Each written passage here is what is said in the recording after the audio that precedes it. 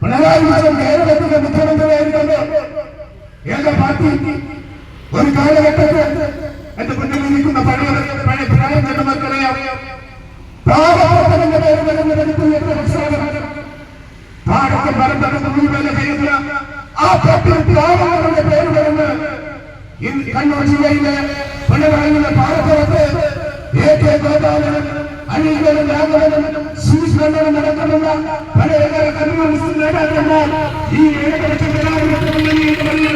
Communist മാർക്സിസ്റ്റുകാർക്ക് പിണറായിയുടെ പാലപ്പുറത്ത് ചെന്ന് നൽകുമ്പോൾ അവരുടെ മനസ്സിലെത്തുന്നതായ ഒരു രാഷ്ട്രീയ പ്രസ്ഥാനമാണ് പാവപ്പെട്ടവന്റെ പാർട്ടി. ആയിക്കാളുമായി വൈദ്യുതിയുടെ പുതിയ കരാർ ഏൽപ്പിക്കുന്നത് നിങ്ങളറിയോ?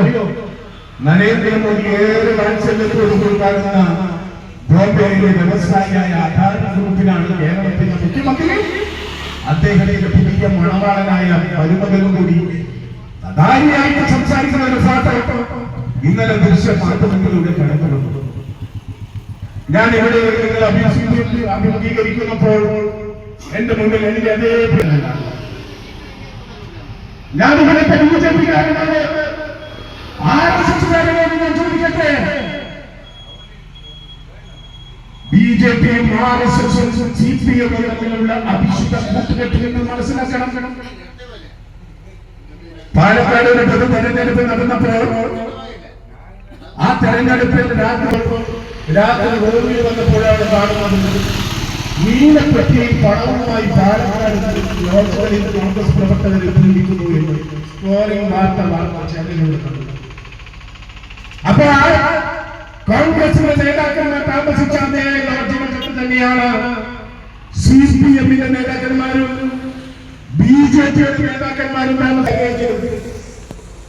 കോടിക്കണക്കിന് രൂപ ഇലക്ഷനിലേക്ക് കൊണ്ടുവന്നു എന്നാ പറയുന്നത്. ആരാ പറയുന്നത്?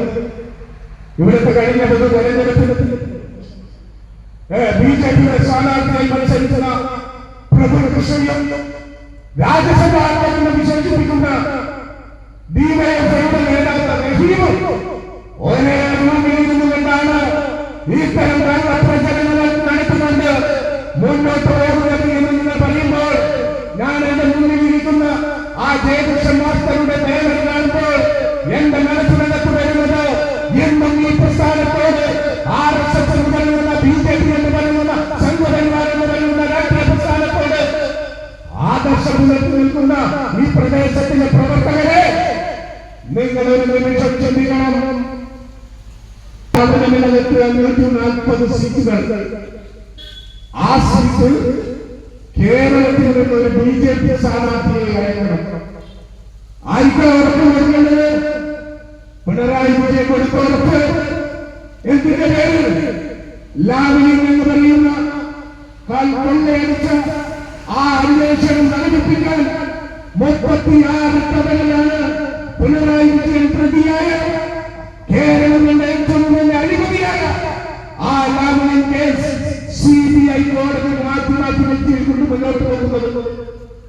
അന്ന് BJP-കാർക്ക് കൊടുത്ത ഒരു ഉറപ്പാണ് കേരളത്തിൽ ഒരു വിശേഷമായ ഒരു ജില്ലയുണ്ട്. ഈ സംസ്ഥാനത്തിന്റെ സാംസ്കാരിക ജില്ല എന്ന ഞങ്ങൾ വിശേഷിപ്പിക്കാറ്. ഏതാ സാംസ്കാരിക ജില്ല? തൃശൂർ ജില്ല.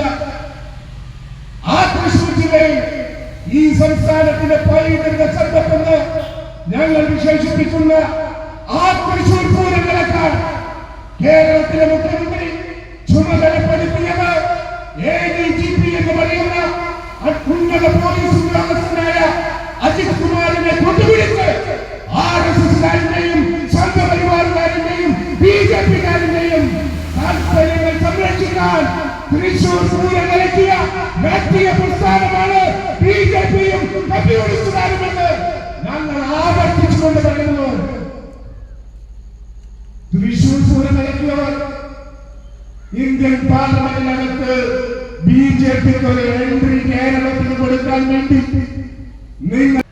നിങ്ങൾ ഈ നിമിഷം ആലോചിക്കണം.